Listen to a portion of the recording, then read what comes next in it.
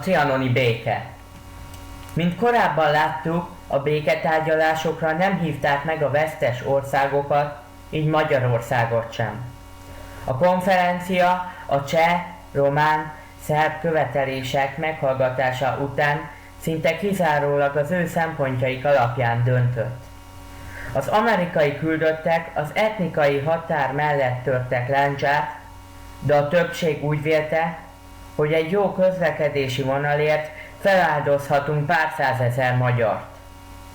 Hasonló okból jelölték ki Csehszlovákia déli határát a Duna vonalánál, pedig a folyó mindkét partján magyar lakosság élt. Szép kincses Kolozsvár, Mátyás büszkesége, nem lehet nem soha Oláország éke, nem teremhet bánát a rácnak kenyeret, magyar szél fog fújni a Kárpátok felett.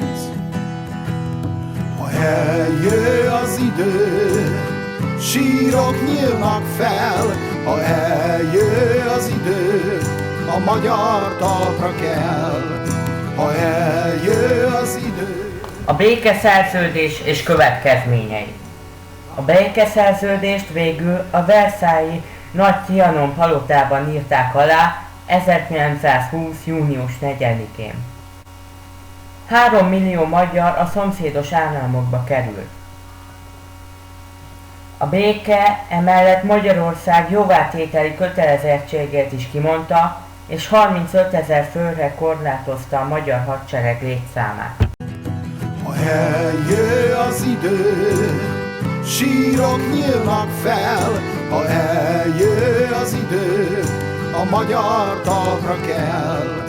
Ha eljö az idő, erős lesz a karunk, várjatok testvérek, ott leszünk, s nem adunk.